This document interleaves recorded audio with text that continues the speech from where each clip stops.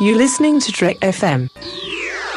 Want to join in the conversation and share your thoughts on this episode? Join the Babel Conference, our listeners' discussion group on Facebook. Just type BABEL into the Facebook search field, and we'll look forward to seeing you there. This is Steve Sansweet of Rancho Obi-Wan, and you're listening to the 602 Club.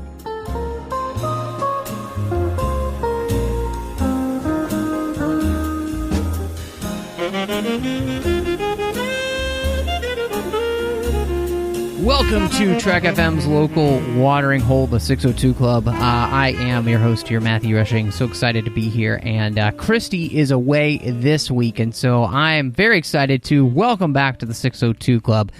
His stool is so glad to have his butt back in it, John Mills. Everybody's glad to have my butt back, Matt, and thank you for having me. That's America's ass.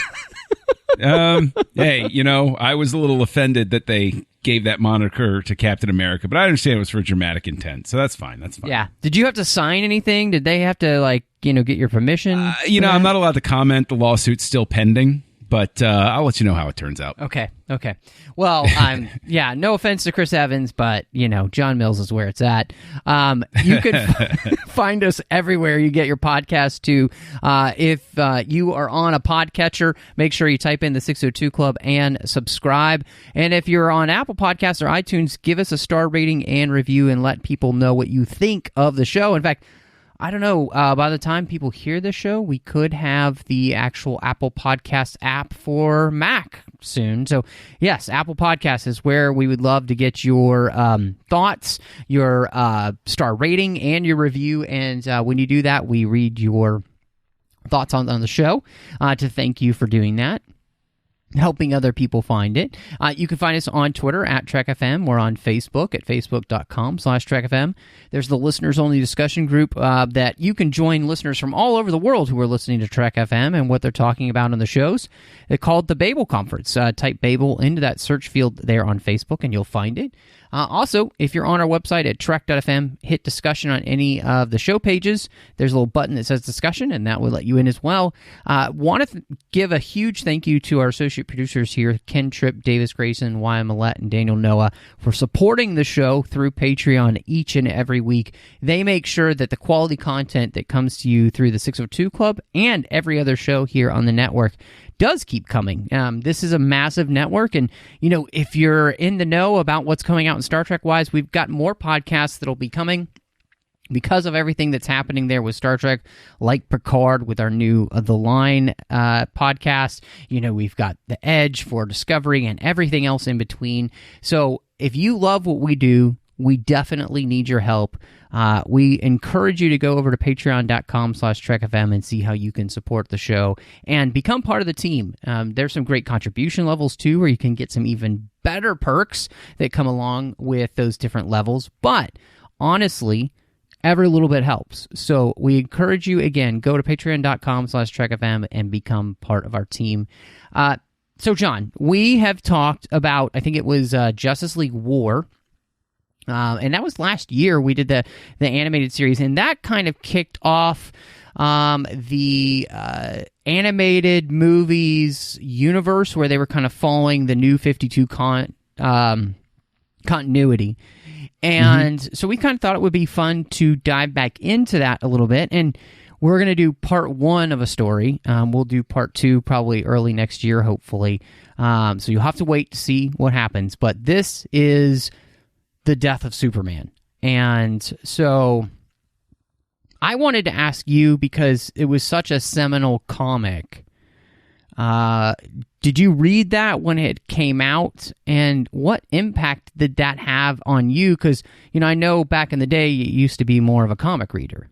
Yeah, Death of Superman happened right around the time that I was starting to phase out of comics. By that point, I was very much a dedicated Dark Horse Comics fan. By and large, I love their Star Wars work, and I love their Aliens work, and I even love their Predator issues and stuff like that. Dark Horse was doing some really crazy stuff, and so I was much more into the Dark Horse line back then. When Death of Superman came out, my brother has been the the comic book collector I've known all my life, and it was a huge deal to him. And for me, it was interesting and intriguing. I was skeptical from the beginning that Superman would ever stay dead. And I remember that even back then, the discussions could get heated about, how permanent death is as a concept in comic books. But I guess it's a long-winded way of saying I was very much aware of it, and I read the series, but it was sort of not an urgent matter for me. I was along for the ride, but not chomping at the bit, as it were. So, when you got a chance to kind of read the whole thing, what did you, end up thinking of this kind of, because this was a momentous thing in comics, the fact that they would, kill the original superhero. Yeah, I will admit that the way that it happened did not have the dramatic effect that I think they would have hoped. I remember the big splash page, showing that final shot between the two of them, and it talking about how it shattered windows and those sorts of things. I can actually still picture it in my brain, recall it very easily. And I remember that my reaction was a little bit underwhelmed by how it happened. I was expecting something.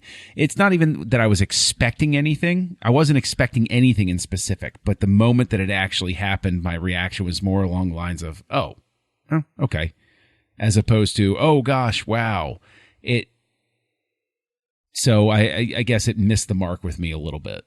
Yeah, this is an interesting one for me because I didn't grow up reading comics. It just wasn't something that I did. And I grew, though, to love comic book characters through film. And so, I remember back in the 90s, being so excited that Batman Forever was coming out, kind of being caught up in that kind of craze that happened as comic book characters really started to come back. And it wasn't until I would say probably about 9 years ago that I really started to get interested in the idea of reading the comics themselves, going back and part of that I think was around the time that Superman Returns was coming out. And really something happened where I really started to cement my love for comic book characters and Superman in general. Just finally, he just became the one, my favorite. And also at that time, if I remember correctly, Final Crisis was happening, for the DC universe at that point. So that was a big deal. And then Batman died in that series, and he doesn't really die, spoiler alert for a 15-year-old series. But, he gets transferred back to the past, like so far back in the past that it's like cavemen. And so reading that, and then at that point, I decided I was working at Barnes & Noble at the time, which is where I kind of got the interest in comics. I was around a lot of people that read comics. And we could, every Christmas time, we got a really good discount, and even better than normal. And so I went and bought the Death and Return of Superman, the omnibus, which is a really nice version that I still have of that, because I knew it, was kind of a seminal work in comics, and read through the whole thing. And, it was something that I really enjoyed. And I think what happened with that is that it just kind of catapulted me into really enjoying comics and really getting into them more fully. And, I started being a more avid reader. Now I've been reading DC Comics continuously since the New 52 began. And I've also gone back and read a lot of other of the big works like Crisis on Infinite Earths, the George Perez run, a lot of that for Wonder Woman, the big Batman runs like Hush and those kind of things, just trying to kind of enjoy educating myself on all that. And so Superman, the death and return of Superman became something that kind of really brought that to fruition for me as something that I really found I liked doing. So it didn't quite, I don't think, have the impact that it probably had for a lot of comic readers then that were truly, engrossed in this. But I think it's so interesting that it's still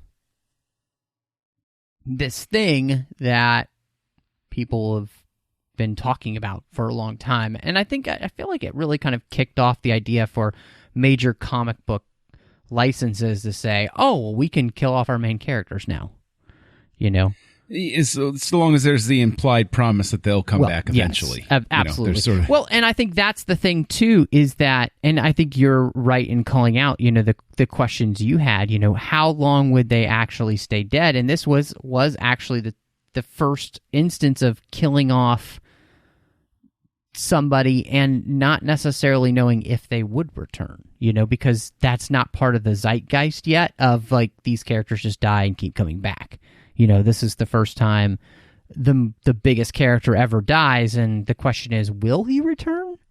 Was still very much in people's minds, and it could be argued, whereas nowadays it's like, oh, well, Wolverine died, but he's already back now. Yeah, I would, I'll give them credit at least that they didn't go straight into a resurrection arc, that they had the Reign of the Supermen afterward. They had some interesting titles that came out of that.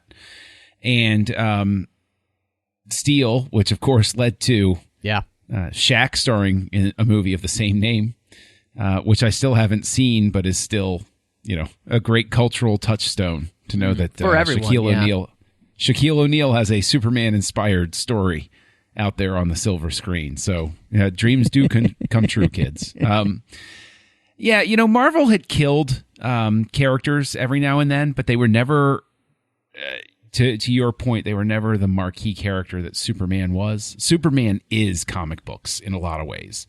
And the fact that they were willing to at least do the experiment, I guess, it's a shame, I think, that it didn't happen a little bit earlier, or not earlier, but that I wasn't more into mainstream comics at the time. Mm-hmm. Because I have a feeling that it probably would have had more of an impact on me if I hadn't already started. I had already started my very long, slow process of divorcing comics, sort of like that daily buy sort of stuff. Mm-hmm. Yeah.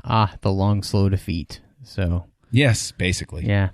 So kind of the idea of then creating this icon in film, they had already done this in an animated movie form. Did you ever see Superman Doomsday that they put out years back? Okay. So that, they put both parts together. They changed a lot of stuff. It's only 77 minutes long. And, the main complaint from everybody was like, why are you going to do this if you're going to try and cram so much story together and not really do it justice? Mm-hmm. And so they come back now and say, well, we'd like to try this again, basically, and get it right. Do justice to the comic. So kind of coming into this, having read the comic and not having seen the other version, and of course the only other version of this existing in film is, I guess, Batman v Superman having some aspects of the death of Superman. How did you think, this works when you kind of think back to the original, comic run? I thought it was interesting the way that they updated it, and the way that they made it more in keeping with the current continuity in a lot of ways. And I thought that the nod that they had towards Steel was very clever. And I liked the way that they portrayed the Superman-Luthor relationship in this version of things. And I even liked the fact that they worked in a nod to the original Superman movie by Richard Donner, with that exchange between Lois and Clark, where she says, "I got you," and he says, "But who's got you?" I thought that was cute, and so I thought it was an interesting approach to it, the way that they went about it to bring it in. Having seen the Doomsday version, I can say wholeheartedly, I mean, this is so much better. Sure. It's a much better representation of the spirit of the comic. I think one of the things that they don't do is just do a straight up adaptation. That they allow this, like you said, to be in the continuity with the rest of the movies. I think that really makes a big difference because it helps. Because, and everybody who's been watching those relationships that they've been watching between the characters all matter, and you bring that into the story. But I just think, too, allowing the death of Superman, that part of the story, to stand alone. I mean, obviously, this is connected to the reign of the Superman, because that's the second part to the story. But that truly is a first part and a second part to this. It reminds me of, and I don't love Infinity War, but it's really a first part to the second part, and they're distinct, and yes, but they go together at the same time, and so you do need to have one part, and then you need to have the next part, so that's kind of where I felt like they just kind of truly realized this part of this story deserves to stand on its own section before you try and cram in everything else. That way you can... I think the story works best when you can kind of feel what happens in this movie as compared to immediately, rolling into the next part. In the same way that, again, I think Infinity War wanted you to feel what happened at the end of Infinity War and then have to sit with that for a while before you go to the next part. Does that make sense? Yeah, the one thing that I think is where Infinity War excelled was it's all wrapped up. It's done at the end. And even though you knew there was another one coming, it very much had the sense of, a completeness to it, to that arc. The thing that I think works a little bit against this throughout it is the knowledge, the history. You know that this isn't a permanent thing. And so I think that works against it. Much the same way for you, Infinity War. Like, you knew there was going to be Endgame. We didn't know it was going to be called Endgame, but, you came out of Infinity War like, well, I know there's going to be another one. And so that can work to undercut the arc a little bit.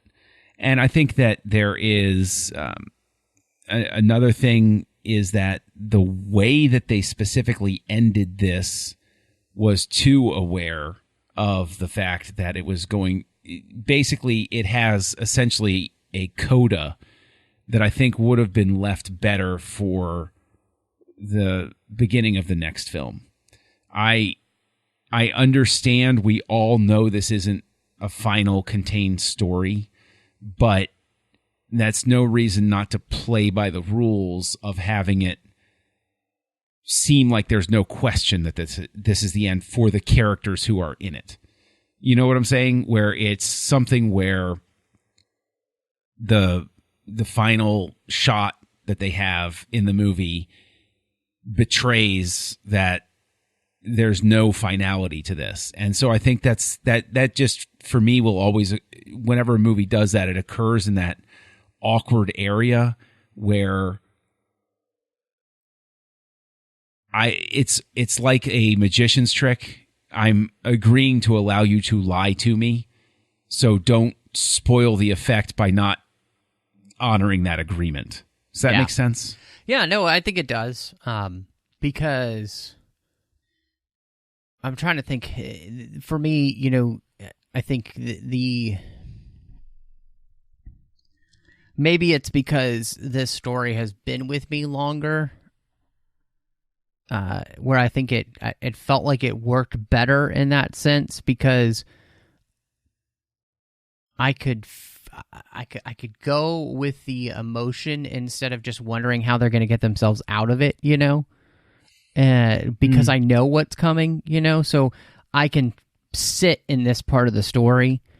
Whereas like with Infinity War, I had a harder time sitting with that part of the story just because I'm like, oh, how are they going to get themselves out of this?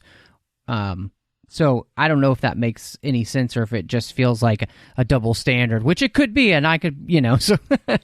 Well, I mean, even trading, because at the end of this, and I'm presuming we're okay with going sort of a full spoiler attitude with this, when the ship activates and then you see the silhouette of his body, flying away, you can even turn it just a little bit and have the ship go over and it's on automatic control and it exhumes his body and then flies off. Because then there's more of a question of, right. What's going on here?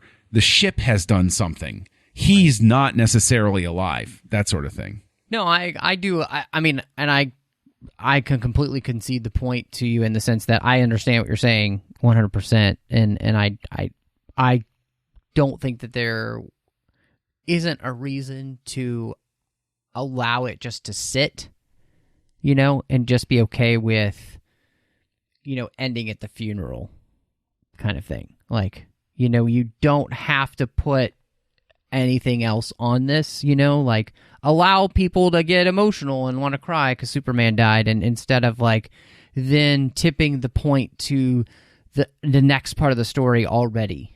But, to sort of give back to you here and say that we all know this story so well by this point that I can completely understand the filmmaker's decision to say, yeah, okay, we all know, let's not dither with this, and let's just acknowledge that we all know. And it's one of those things where I really think that it's possible that doing something called The Death of Superman, I think even if you did something as simple as call it The End of Superman instead of The Death, and know that your touchstone is The Death of Superman, but know also that end can have that slightly squishier feeling to it, because death for all of us is a very final thing. And so if you're not going to go final with it, even just changing the title to The End of Superman, the ending works that much better, because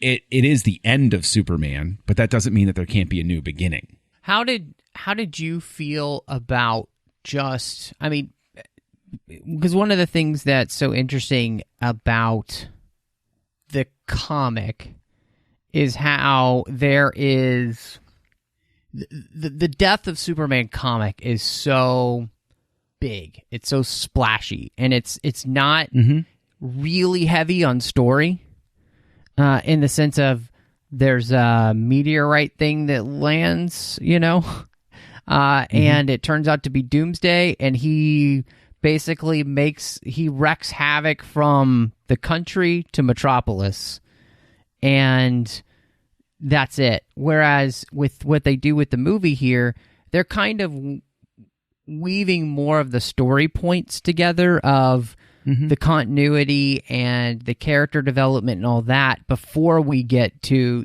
20 minutes of battle between the Justice League and them getting taken out, and then Superman battling. Yeah, no, I think that's a good impulse that they followed too. And adding in these other characters, it's really a tricky line, because I really think this is something where it could have been about 10 minutes longer, probably. Okay. Just to further establish how strong these other characters were, because I know that the way that Doomsday deals with them from a structural sense is pretty good, because we see them in action with Superman, and so we see Superman as the top of the heap there, but we also see that the Justice League is capable on their own. It's not this sense of they would have called them in because they can't ever handle their own problems. That there is this escalation sense of, wow, we're all powerful in our own right, and he's already whooping up on us. Everybody, your day off is canceled. Come in as quickly as you can, sort of thing. So I think that does, that is good, but I would have preferred more build with that. And I think it would have the very difficult thing is, I adore Batman. I love Batman. Batman's my guy. But in a situation like this, I almost think they should have had something where Batman had the flu or something, because to see him fighting against Doomsday, they follow this terrible comic book fan impulse of Cyborg's getting his butt handed to him, Wonder Woman's getting punched into the ground, Flash can't even outrun the punches from Doomsday, but Batman's going to throw his bat bombs and he's going to get away every time. And it's because that if Batman takes a single punch from Doomsday, he's going to, explode like a tomato. So in that sense, it almost seems like there would have been a better impulse to have Batman fall back and say, yo, can't do it. Can I just be in advisory capacity here? And advise Superman. Right. Yeah. Have him in some sort of mecha suit off to the side, advising him. Mm-hmm. Okay, here's his weak point. Come in and, and have more of a teamwork aspect like that, so that you can see that they're friends and they work really well together, but acknowledge that Batman is simply a dude in a suit. Yeah. Yeah. No, I agree with you. And I was watching this, and my wife was watching with me, and there was that moment when they're all fighting together, and Superman's already taken off, and she's like, Superman would have already gotten there by this point, because the Justice League is just getting their butts handed to them. And I the thing I really thought was special about the way that they craft this story is that they tell the story that Lois doesn't know who Superman is yet. And so they use that as the excuse to have Superman not be there for a while, which I think is such a strong moment, because then it allows that death of him to mean so much more to her, but then even to the audience, because you've experienced the moment where Superman is, Clark has confessed who he is to her, and he's laid his heart out there. He's even said, I love you in a note when he leaves, and then she watches the man that she's in love with as well, who's just confessed the biggest secret on the planet, that watches him die. And I think they do such a good job with crafting the story there, character-wise, before we get to the fights, so that it's not just about things punching each other in animation, and buildings collapsing and all that stuff. This is... I felt like they did a very good job of trying to find all the humanity in the story before you get to a lot of punching. Yeah, and I think that it is something where that sort of arc, and having Ma and Pa Kent, meet Lois for the first time and have an acknowledgement that, they're all not saying everything, and you're in on it with them, and you understand why they're not saying anything, but you also understand Lois's, being upset about the fact that they're not saying. She knows that they're hiding something, but what is it? What could it possibly be? So, yeah, I think that one of the nicer things, too, was working in the character who had the restaurant. From the comic. It was sweet, and it was touching, because that's something as well where this movie has a lot of good initial impulses, and carrying him through all the way to the end was a wise decision, because I think that the Lois relationship is very important, but having that human character who relates to Superman, that shows that Superman has humanity, is all that more important, because it's not just Superman is just nice to other superheroes and his girlfriend. It's that Superman is just an all-around nice guy who's, a kind and decent person to everyone. Yeah, there's even there's that funny moment where him and Lois walk out of not Cadmus. They walk out of Star Labs, because he's introduced her as Lois Lane, and him as Superman in the world to his parents, of Jor-El and Laura, and then, the Kryptonian artificial intelligence that helped kind of raise him as, he was flying towards Earth. And then they walk out, and that lady walks by, and she's like, "Looking good, Superman," and so you see that he has this. Even as a person who's removed from them, he's in a suit and a cape and all that. There is this humanity where people treat him as one of their own, even though he is alien and different. And so, and like you said, I think having the owner of the bar be that connection to him. And it's part of what they did in the comic, too. That's why they had that character as well, because it kind of drove home. It's not just Lois and Jimmy and stuff that'll be affected by this. It's the people every day that Superman helps and interacts with, and not just for saving them, but just, being a person to them, that they care about. And so, yeah, I liked that. You mentioned kind of the whole point of the Justice League. I thought another important point was how they worked in Clark's struggle to let Lois in. And, the Flash is getting married, and he's like, wait, she knows your secret, And of course, the rest of them kind of like, not being as protective of their secret as Clark is, there's even the moment too with Diana where she's like, he's like, you called me Clark, you just called me Diana, but you want to be called Diana, you want to be called Superman, like that whole dynamic. And I thought that was really nice because they also do a good job of creating the dynamic of the Justice League together, where it's this group of friends who just happen to be super, that have a life outside of being heroes all the time, the one part of the showing his humanity impulse where they went too far, in my opinion, was when he's battling Doomsday and the little boy runs off looking for his handheld gaming device. Was so clumsily handled. I can tell you, as a father, not one child has their gaming device in their mind if something traumatic or terrifying or even the least bit scary is happening. They're staying next to their mother and or father, while something like that is going on. And I think that's a moment that should have been placed at some other point in the story.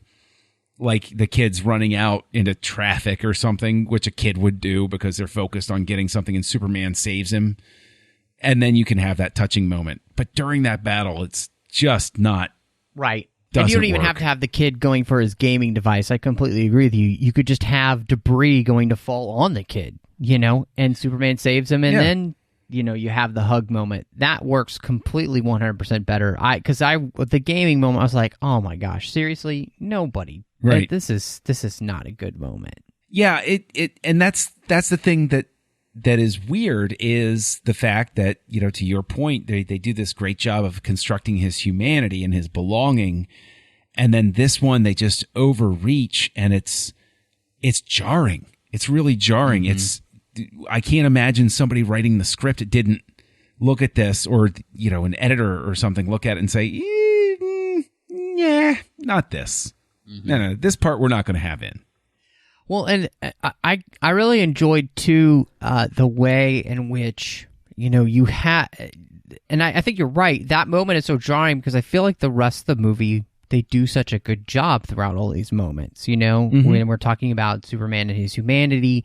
And one of the moments, a couple of moments that stood out to me that I really loved about with him and the Justice League were the moment with him and Diana when they are practicing, and they're having that, they're practicing in the Hall of Justice, and they're talking about relationships, and you realize that they're not really fighting a real it's not a real thing, it's just a simulation, and they're having this whole conversation, and they're playing with the idea that, in the New 52, they had been in a relationship and that it didn't last, but they've stayed friends, and she's the one person that Clark feels comfortable enough to talk about this type of issue with, and it just created a very nice dynamic. I thought that was really well done. And then the moment with Batman, where everybody's getting their butt handed to them, and he's like, "We need you, Clark." And Bruce very rarely calls Clark unless they're in, what Batman would consider disguise, which is Bruce Wayne to Clark Kent. But then that made the moment where he's standing there at the crater and his hand goes from the fist to open just so much more powerful, because, Batman doesn't show a lot of emotion, but just that little bit of emotion in animation was the perfect way to show that there's a part of Bruce that just kind of broke there when his friend died. And it's just those kind of moments that they did with the Justice League and using them, I think, to the full advantage they could, was really great.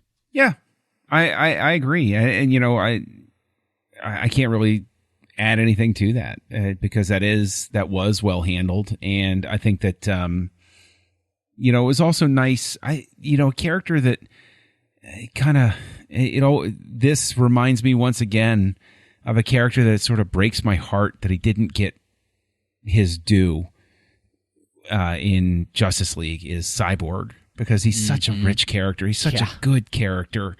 And the animated stuff, you get those glimpses of that. And it's just, it kind of hurts because you could do this character so well on the big screen and everything. And I'm glad he at least gets a little love here. And even Martian Manhunter, and Flash is always funny. Flash is a funny character. So it was good to have him too. Well, and when Hal Jordan, played by Nathan Fillion, they're walking away talking about the bachelor party and stuff, and he's like, "Now, Flash, there's times where it's not okay to be fast." Yeah. Just so talking about the cast of characters that we have in their voice cast, was there anybody that stood out to you here that you really enjoyed? I mean, obviously we've heard some of them before, but I just kind of wondered, as you were watching this, I know you haven't seen as many of these as I have, so if anybody kind of jumped out at you. You'll forgive me for not being able to call names, but I thought whoever voiced Luthor did really, really well. That's Rainn Wilson. Really? From The Office. I saw his name in the credits when I rented this. I had no idea that. Wow, that's a phenomenal job. Then I'm even more impressed because it didn't sound like him. Like he's become a utility voice at that point. That's great. And I thought I was going to ask you about him specifically because I feel like he plays the perfect Lex. Yeah. There's a great smarminess that comes through. And there, even the points where Lex is being disingenuous, he's able to give voice to that sort of wink at the audience of, you can tell that facade when he's speaking at the funeral. You can tell how much of a liar Luthor is just in the vocal delivery.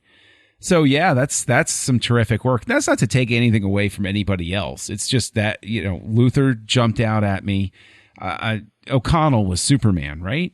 Yeah, Jerry O'Connell. And, yep. And he did a fine job. I think the entire cast did a fine job, and I enjoyed, the vocalizations and stuff like that.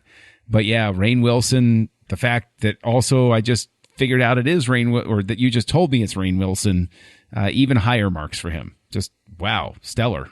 Yeah, that's something that I remember when they cast him, because he hasn't always played Lex, but there's something about his Lex that is just so perfect. I think you put your finger on it, is the fact that he comes across as being so disingenuously genuine.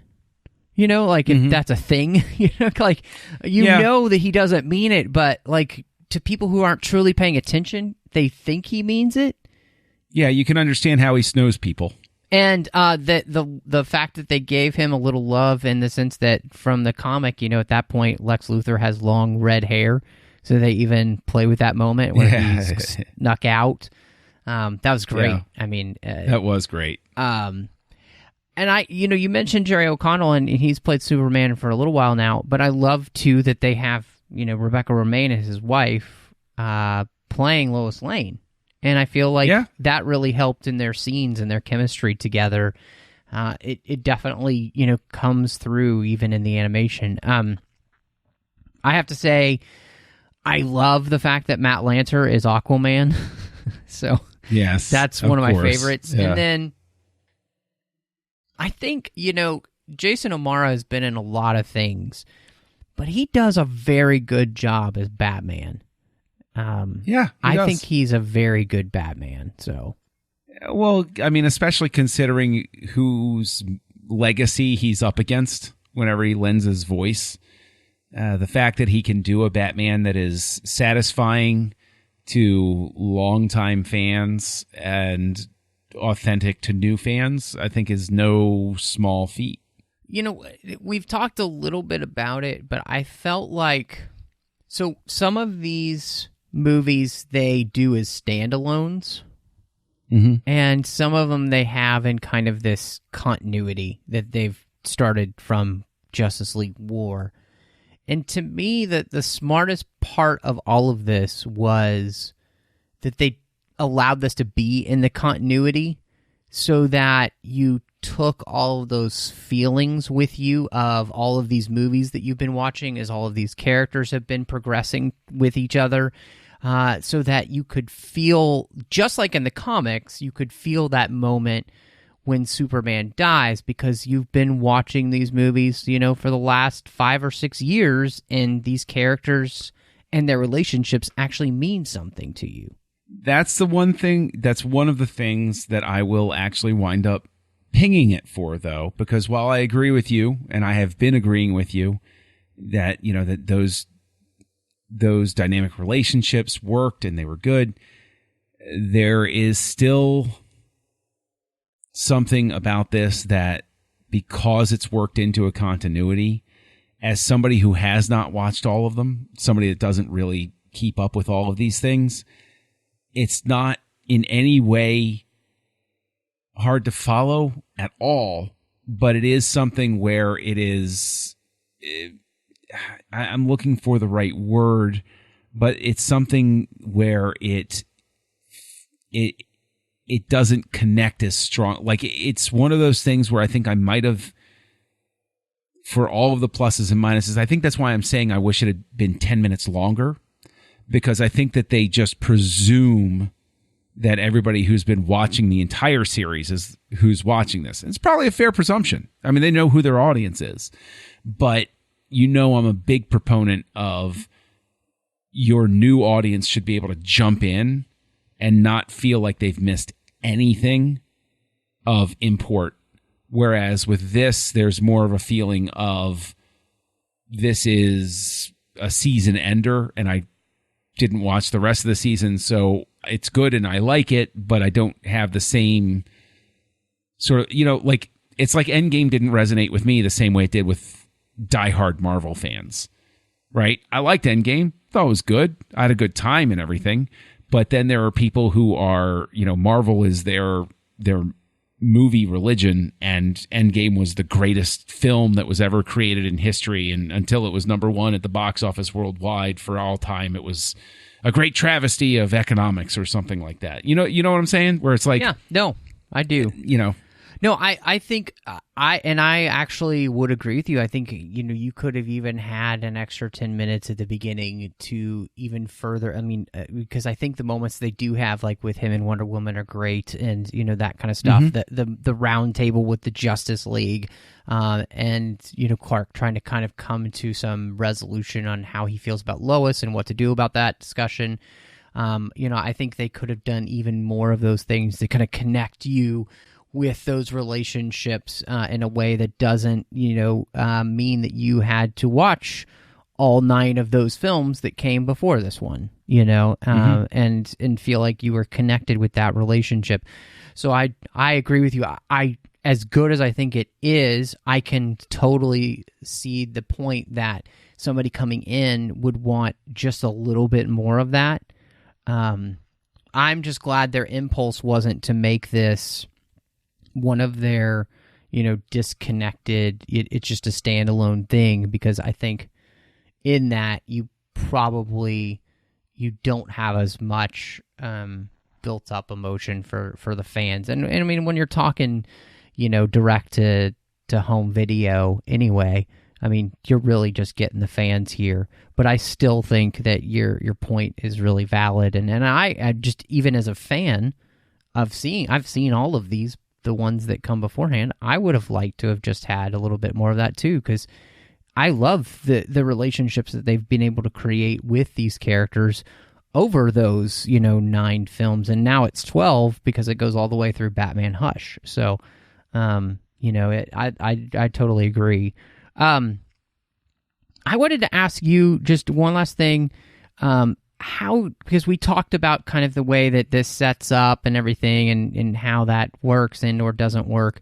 But how did you feel about the animation in this? I liked it.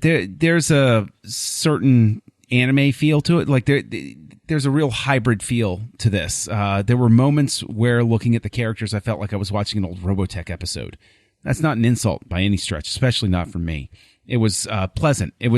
I really think that this animation is sort of an exhibit in how the styles have blended and fed off of each other over time.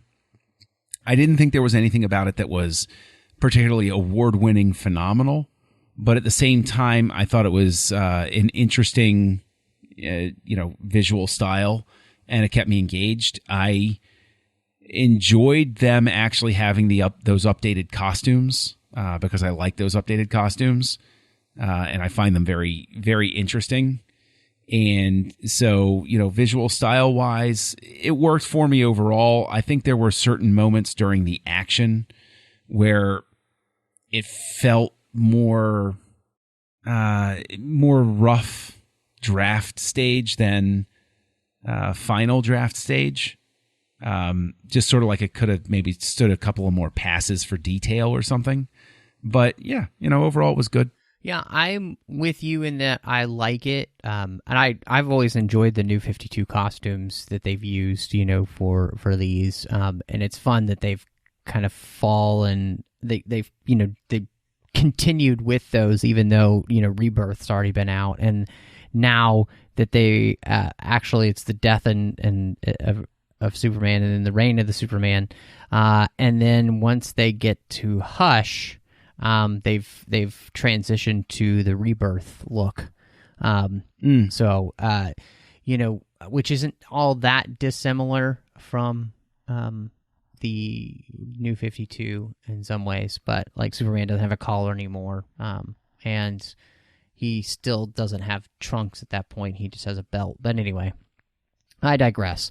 I do think one of the things that I've noticed, I would love for them to kind of up the animation game just a little bit, in the sense of like a little bit more detail. And I think they actually, and I say that, I've just seen, Hush recently, and not telling you to hush, John, but Batman Hush.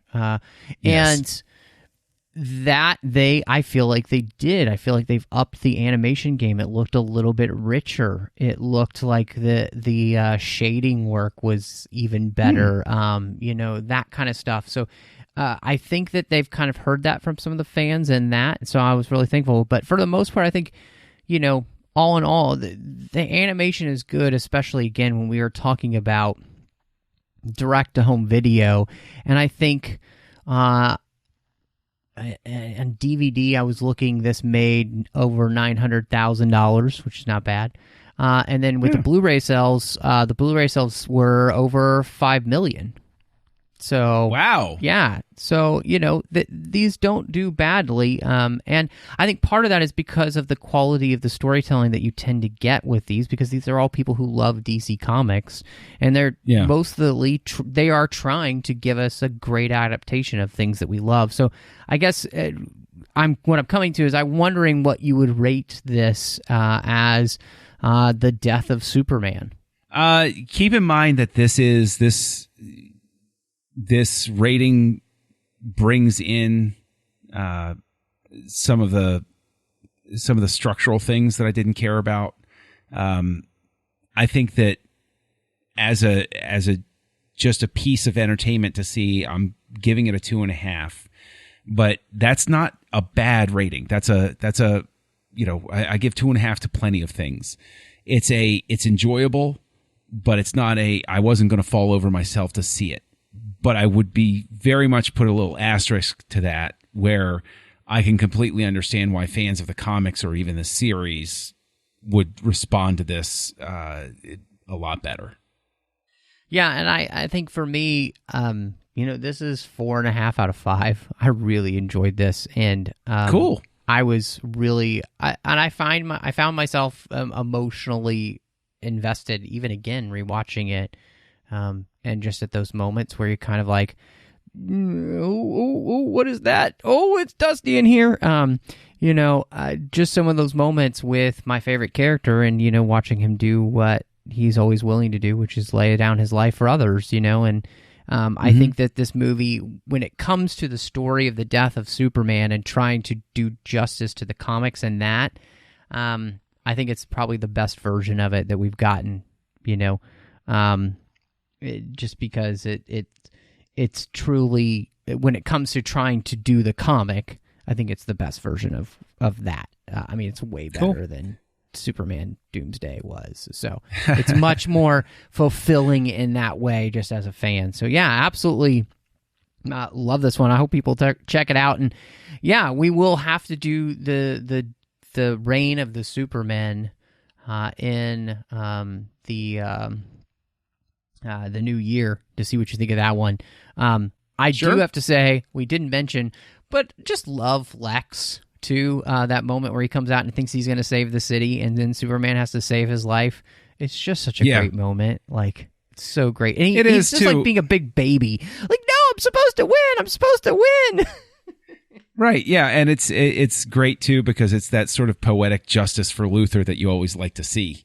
That, he's that guy that thinks he's, so perfect and so wonderful. And then when he's really faced with, you sort of like get in that moment, what he doesn't understand about Superman and what makes Superman special isn't just his strength, but, to your point, his willingness to, put it all on the line for everybody. So it's time for recommendations. And I'm really excited this week because we have you as the guest, John, and what you will recommend to everybody this week. Well, I actually just had the pleasure of seeing They Shall Not Grow Old by Peter Jackson, where he restored the documentary footage and the oral history audio of people who had been through World War I. And he did it as a tribute to his grandfather. Well, he gave tribute to his grandfather at the end of it. But I think that it's an incredibly important work, because World War I is sadly in the same realm as sort of the Korean War, where people have lost sight of its impact and its horror. And I think that this film did an incredible job of bringing that to light. And it's an incredibly, I keep using the word incredible. It's a deeply affecting work and absolutely masterful in terms of the technology brought to bear. Can't recommend it highly enough. Just masterful work. I will 100% concur with you. I saw that in the theater. I was able to make one of the Fathom events last year, and it floored me how good it was, and just how, like you said, I think affecting the footage is to see that in a way that truly brings that war and those people to life. I will also say, I think that the part of that they did so well was that Peter Jackson and the company together, they did not put any agenda into what they portrayed. Mm-hmm. They just allowed these men to literally speak for themselves, because everything you hear are recordings that the BBC had and the I think it's the National Archives in Britain had, and so there is no agenda other than allowing these men to speak for themselves, which I think that's the key It's not somebody trying to make a film through their lens, looking back. No, we're just seeing it through their eyes and through their words. And so, just go get a copy of it, see it. It's wonderful. I'm going to recommend everybody a little movie that had come out, that just came out recently. It's called The Peanut Butter Falcon, and it has Shia LaBeouf in it, as well as Dakota Johnson, and it is a delightful movie. It is a movie that I enjoyed thoroughly from start to finish. It's a smaller film, but it's definitely out there playing right now. Shia LaBeouf gives a great performance in the film. Dakota Johnson is actually great as well. And so, if you only think of her as being the girl who was in 50 Shades type of movies, no, she was very good here. And it's just a great movie about... It's really a fantastic movie about the struggle of trying to be a good man in a world where it's not easy to be one. And I just really enjoyed it. I had such a good time with it. It's funny. It's heartwarming. You'll leave the theater with a smile on your heart. So I definitely encourage you to check it out. Isn't it? Aren't parts of it at least loosely autobiographical for Shia LaBeouf? I thought I'd read that somewhere that some aspect of it was based on like his real dad or something. It's possible. I say that because I don't know too much.